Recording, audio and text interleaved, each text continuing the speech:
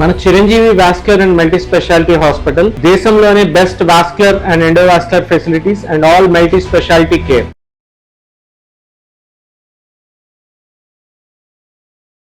యువతుల్లో చిన్న వయసు ఆడవాళ్లలో రొమ్ము క్యాన్సర్ రిస్క్ పెరుగుతుందా అంటే ఖచ్చితంగా పెరుగుతుంది. ప్రపంచం మొత్తంలో ఇదే చూస్తున్నాము. ఒకప్పుడు రొమ్ము క్యాన్సర్ 50 దాటిన స్త్రీలలో చూసేవాళ్ళము. ఇప్పుడు రొమ్ము క్యాన్సర్ 30 నుంచి 50 లోపు స్త్రీలలో ఎక్కువ చూస్తున్నాము. ఇది మొత్తం ప్రపంచంలో ఈ తేడా గమనిస్తున్నాము, ఏజ్ తగ్గడము.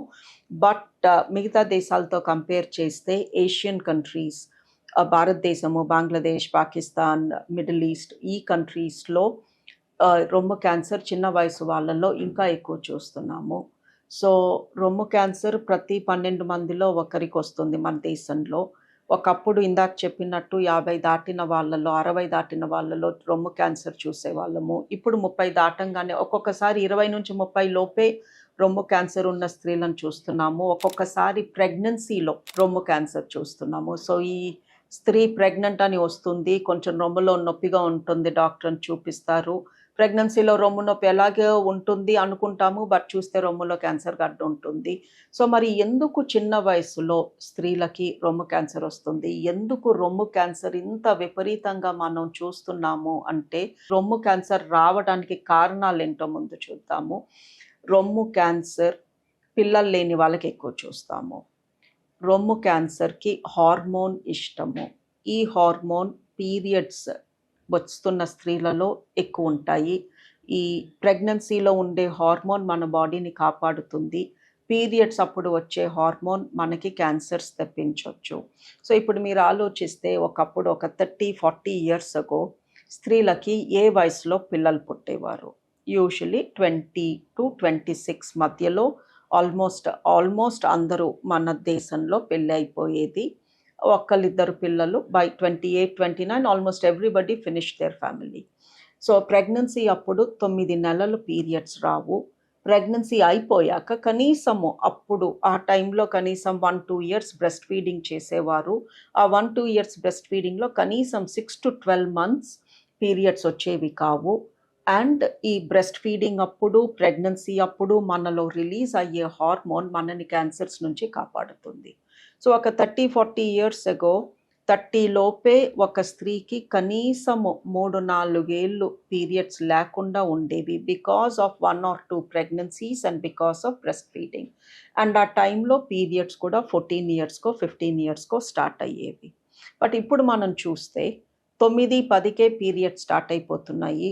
30 లోపు ఆల్మోస్ట్ ఎవ్వరూ కూడా బేబీస్ని ప్లాన్ చేసుకోవట్లేదు. మోస్ట్ ప్రెగ్నెన్సీస్ 30 తర్వాతే అవుతున్నాయి. సో ఈ 30 ఇయర్స్ లోపే ఈ అమ్మాయికి ఆల్మోస్ట్ 20 ఇయర్స్ కంటిన్యూస్గా పీరియడ్స్ వస్తున్నాయి. అండ్ ఈ పీరియడ్స్ అప్పుడు రిలీజ్ అయ్యే హార్మోన్ ఇలా కంటిన్యూస్గా సంవత్సరాల తరబడి మన బాడీలో పీరియడ్స్ వస్తూ without a pregnancy, without breast feeding మన రిస్క్ ఆఫ్ బ్రెస్ట్ క్యాన్సర్ పెరుగుతుంది.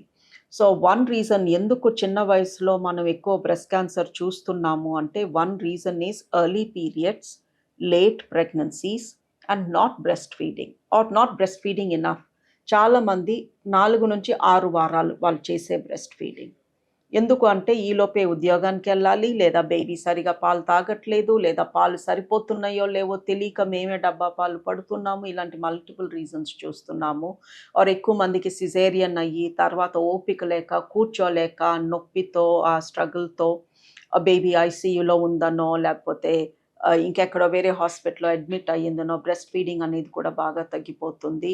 కొంతమంది బ్రెస్ట్ ఫీడ్ చేస్తే రొమ్ము సాగిపోతుంది, రొమ్ములో అందం తగ్గిపోతుంది అని బ్రెస్ట్ ఫీడ్ చేయట్లేదు. సో ఎన్ని ఎక్కువ పీరియడ్స్ వస్తే మనకి బ్రెస్ట్ క్యాన్సర్ వచ్చే రిస్క్ అంత ఎక్కువ. 2, ఎందుకు స్త్రీలలో చిన్న వయసులోనే బ్రెస్ట్ క్యాన్సర్ చూస్తున్నాము అంటే లైఫ్ స్టైల్ అండ్ బాడీ హ్యాబిటస్. స్త్రీలు పని తక్కువ, ఫిజికలీ పని తక్కువ చేస్తున్నారు, మెంటలీ పని ఎక్కువ చేస్తున్నారు. అంటే బ్రెయిన్ వాడే ఉద్యోగాలు ఎక్కువ చేస్తున్నారు. మనం చేసే ప్రతి జాబ్లో మనం ఎక్కువ బ్రెయినే వాడతాము, ఫిజికల్ వర్క్ తగ్గిపోతుంది. అండ్ సో ఎక్కువ కూర్చొని పని చేసే స్త్రీలలో, అంటే ఫిజికల్ యాక్టివిటీ చాలా తక్కువ ఉండి డెస్క్ జాబ్, సిస్టమ్ ముందు కూర్చోవడము, టేబుల్ దగ్గర కూర్చోను, ఫిజికలీ అలిసిపోకుండా మెంటలీ బాగా అలిసిపోతున్న జాబ్స్ ఎక్కువ చేస్తున్నారు స్త్రీలు ఇప్పుడు. దాంతోపాటు ఇంట్లో కూడా పని తగ్గిపోతుంది, ఫిజికల్ యాక్టివిటీ తగ్గిపోతుంది. ఎప్పుడైతే మనం ఫిజికల్ యాక్టివిటీ తగ్గి ఎంతసేపు కూర్చొని గంటల తరబడి పని చేస్తామో అలాంటప్పుడు మన బాడీ లేజీ అవుతుంది, బ్లడ్ సర్క్యులేషన్ తగ్గుతుంది, ఆక్సిజన్ లెవెల్స్ తగ్గుతాయి. అండ్ ఎనీ డిజీజ్, డయాబెటీస్ అనుకోండి, బీపీ అనుకోండి, క్యాన్సర్స్ అనుకోండి, ఏ రోగం అన్నా పెరిగిపోతుంది.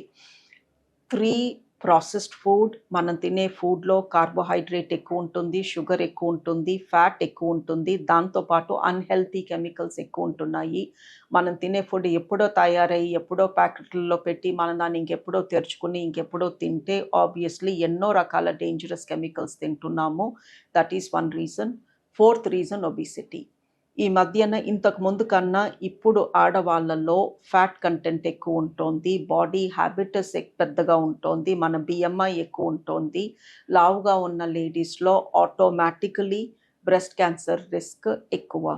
సో ఇన్ని కారణాలు ఉన్నాయి ఎందుకు మనం చిన్న వయసులోనే బ్రెస్ట్ క్యాన్సర్ ఎక్కువ చూస్తున్నాము అని. And I think one of the other reasons ఈ స్ట్రెస్. ఈ మధ్యన ప్రైమరీ స్కూల్ దాటంగానే మిడిల్ స్కూల్ నుంచి మనం పిల్లల పైన విపరీతమైన స్ట్రెస్ పెడుతున్నాము. మిడిల్ 6th 7th క్లాస్ నుంచే నెక్స్ట్ కెరియర్ ఆప్షన్ ఏంటి, ఇంటర్మీడియట్లో ఏ సబ్జెక్ట్స్ తీసుకోవాలి, ఎక్కడ గ్రాడ్యుయేషన్ చేయాలి, ఎందులో గ్రాడ్యుయేషన్ చేయాలి, ఎలాంటి జాబ్ ఎత్తుక్కోవాలి, ఏ కంట్రీలో ఎత్తుక్కోవాలి, నా కాళ్ళపైన నేను నిలబడాలి ఆర్ నీ కాళ్ళపైన నువ్వు నిలబడాలి, ఇంత స్ట్రెస్ పెడుతున్నాము. అబ్బాయిల పైన ఒకప్పుడు ఇలాంటి స్ట్రెస్ ఉండేది, ఇప్పుడు అమ్మాయిల పైన కూడా ఇంత స్ట్రెస్ పెడుతున్నాము. అండ్ ఈ స్ట్రెస్ ఈస్ కంటిన్యూయింగ్. వాళ్ళు ఒక 35 years వచ్చి ఒక రిలేషన్షిప్లో స్టెబిలైజ్ అయ్యి వాళ్ళ ఫ్యామిలీ స్టార్ట్ చేసే వరకు వాళ్ళకి విపరీతమైన స్ట్రెస్ ఉంటుంది. అండ్ ఈ stress is not helping people at all. So ఇంత స్ట్రెస్ పెట్టడం అవసరమా ఒక మనిషి పైన? ప్రతి ఒక్కళ్ళు ఇంత పైకి ఎదగాల లైఫ్లో, కానీ people lead simple straightforward lifes. కొంతమంది హౌస్ వైఫ్స్ లాగా ఎందుకు ఉండిపోకూడదు if that is what they want? So ఇలాంటి ఇష్యూస్ చాలా క్రాప్ అవుతున్నాయండి. ఈ స్ట్రెస్ మూలంగా కూడా రకరకాల రోగాలు చూస్తున్నాము. సో ఐ థింక్ మనం కొంచెం ఒక అడుగు వెనక్కేసి ఒక మనిషి ఎలా ఉంటే వాళ్ళకి హ్యాపీనెస్ ఇస్తుందో అలా ఉండనివ్వాలి. ప్రతి ఒక్కళ్ళని స్ట్రెస్ పెట్టేసి నువ్వు అల్టిమేట్ సక్సెస్ అయిపోవాలి అని మన పిల్లల పైన స్ట్రెస్ పెట్టడం మానేయాలి. సో బ్రెస్ట్ క్యాన్సర్కి ఇవే కారణాలు కాదు, ఇంకా చాలా కారణాలు ఉన్నాయి. బట్ చిన్న వయసులో రావడానికి I think these are the main reasons.